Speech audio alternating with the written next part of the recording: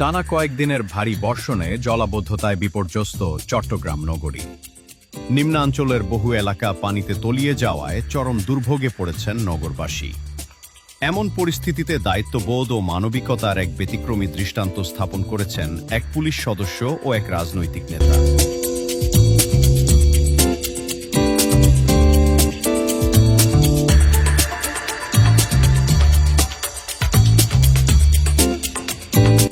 ভারী বর্ষণের ফলে চট্টগ্রাম নগরীর মুরাদপুর সহ বিভিন্ন এলাকায় সৃষ্টি হয়েছে তীব্র জলাবদ্ধতা।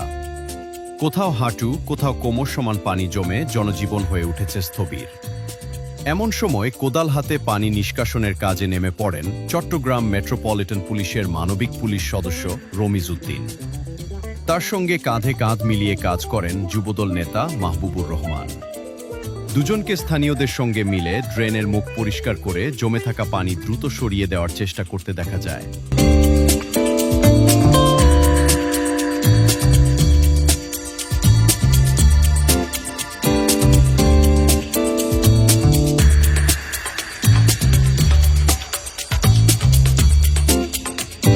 তাদের এই উদ্যোগে স্থানীয় বাসিন্দারাও স্বতঃস্ফূর্তভাবে কাজে অংশ নেন। সাধারণত পুলিশ বা রাজনীতিবিদদের নানা নেতিবাচক ঘটনায় সংবাদের শিরোনাম হতে দেখা যায়। তবে এই ঘটনা মনে করিয়ে দেয়, খারাপ মানুষের ভিড়েও এমন অনেক মানুষ আছেন যারা সংকটের সময়ে মানুষের পাশে দাঁড়ান নিঃস্বার্থভাবে। দুর্যোগের এই সময়ে রমিজ উদ্দিন ও মাহবুবুর রহমানের এমন মানবিক উদ্যোগ সামাজিক যোগাযোগ মাধ্যমেও প্রশংসা কুড়িয়েছে।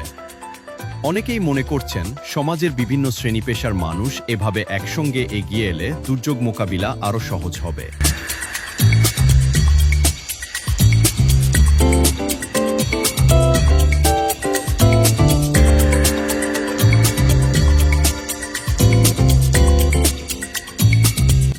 Desk report, news BD 24, Chittagong.